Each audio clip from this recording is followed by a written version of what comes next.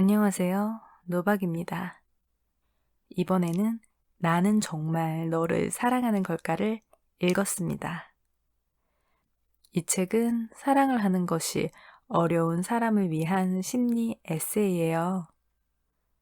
김혜남님은 정신분석 전문이세요. 사랑을 하는 사람의 심리를 정신분석 전문가의 입장에서 바라보고 또 분석하고 있어서 흥미롭게 읽었습니다. 한동안 잊고 있었던 이 책이 다시금 생각이 난 것은 어떤 소식을 접했기 때문이에요. 옛 연인의 결혼 같은? 결혼에 대해 생각해 본 것은 처음이라고 말했던 사람이 드디어 자신의 짝을 발견했다는 소식을 들었습니다. 그래서 문득 이 책이 떠올랐습니다. 나는 정말 너를 사랑하는 걸까는 사례를 들어가면서 사랑에 대해, 연애에 대해 생각해 볼 수 있는 화두를 제시하고 있어요. 사랑에 빠진 사람의 심리가 어떻게 변해가는지 알 수 있는 부분도 재미있었어요. 자연스럽다고 느끼던 그 감정의 변화를 글로 읽으니 좀 오글거리기도 했지만 그 감정이 원래 그렇잖아요. 제 기억 속에 사랑의 감정이 떠올라서 더 설레는 듯 하기도 했어요. 그런 사랑의 아름다움에 대한 글도 있지만 이 책은 왜 사랑을 할 수 없는지에 대한 내용이 더 많아요. 사랑을 하는 이유, 해야 하는 이유가 아닌 사랑이 어렵거나 실패하는 이유에 대해서 여러 시각으로 살펴보고 있어요. 무엇보다 그 중심에는 상대방이 아닌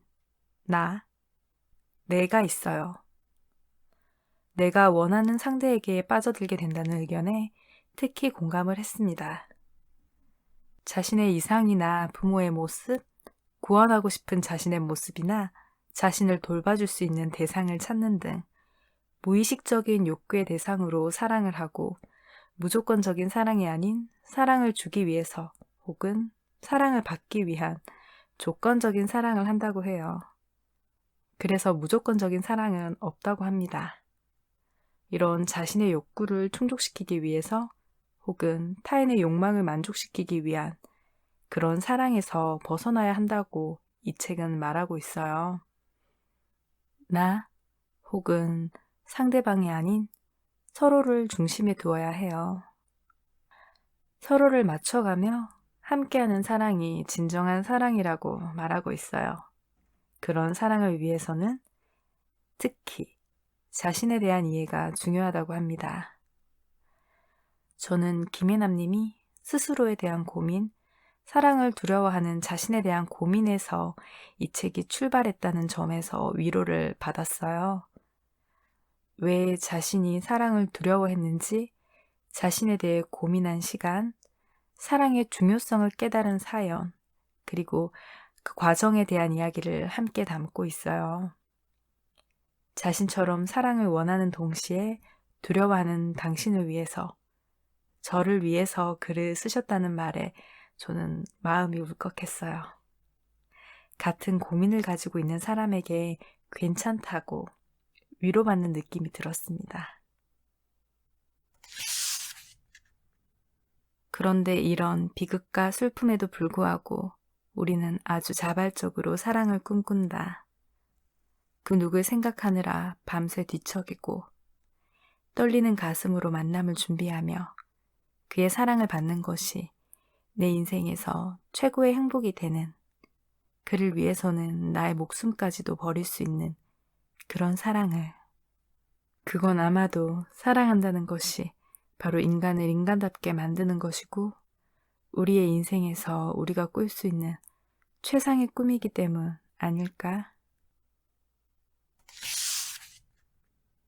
벌써 7년 전의 일이네요. 한여름밤의 짧은 열병 같은 그런 짧은 인연이었어요. 제가 일본에 잠시 머물렀을 때 만났던 사람이거든요. 저는 더 많은 세상을 경험하고 싶어 하던 시기였어요. 해야 하는 것도 하고 싶은 것도 많았고 제 자신의 인생에 대한 생각으로 꽉 차 있던 시기. 그래서 이 사람이다. 라는 생각과 동시에 너무 일찍 만났구나 하는 생각을 같이 했죠. 그 사람은 저의 이상형에 가장 가까웠던 사람이었거든요. 저는 그 소식을 사진으로 알게 되었는데 SNS에 올린 사진, 축하하는 마음이 더 컸어요. 신부 되시는 분에 대한 약간의 질투는 애교일 정도로 감정이 잔잔해서 되려 드디어 끝이 났구나 하는 생각을 했어요. 그 인연을 저는 꽤 오랫동안 마음에 담고 있었거든요. 그리고 그 이별 후에 다른 연애가 잘 풀리지 않았어요. 그래서 그때 내가 문제인가? 라는 생각에 처음 이 책을 읽었습니다. 그런데 오늘 다시 이 책을 꺼냈네요. 다시금 그런 생각이 들었거든요. 처음 읽을 당시에 저는 내 문제점을 발견하고 고쳐서 사랑을 받고 싶어 라는 욕망에서 읽었어요. 그때는 정말 사랑을 갈구한다 라는 그런 절실함이 있었는데 지금은 없어요. 지금은 그때에 비해서 나라는 존재에 대해서 더 아는 것이 많은 상태라서 느낌이 달랐어요. 그동안 정말 제 자신과 대화를 많이 나눴거든요. 나는 이런 사람이야? 그러니 쉽게 사랑을 하지 못하는 것도 당연하지? 라는 느낌이랄까요? 이런 제 모습을 모를 때는 사랑을 하고 연애를 하는 사람들이 부러웠어요. 나는 항상 제자리에 있는데 다른 사람들은 사람을 만나고 사랑하고 가정을 꾸리고 아이를 키우며 변화하고 있는 모습을 지켜봐야만 했어요. 누구와 함께 한다는 것은 자신의 시간과 생활을 공유한다는 의미도 있잖아요. 그런데 저는 그러지 못했어요. 그래서 제 인생에서 사랑이 우선순위를 차지한 적이 거의 없었어요. 제가 일본에 있을 때 아르바이트 하던 레스토랑 셰프님이 그러셨어요. 사랑을 하는 것이 아니라 사랑은 빠지는 것이다 라고. 일본어도 같은 느낌이거든요. 또 다른 친구는 사랑은 익숙해지는 것이라고 했어요. 그리고 상대방이 좋아하는 내 모습을 찾아서 좀 더 표현하는 것이라고 하는 친구도 있었고, 꾸밈 없는 자신의 모습을 보여주고 사랑하기 힘들면 하지 마 라는 식으로 당당한 친구도 있었어요. 글쎄요, 정답은 없겠죠? 아직 잘 모르겠습니다.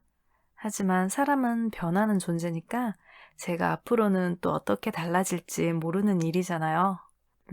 다시 이 책을 읽게 될 때는 제가 또 어떤 기분일지 너무 궁금하네요.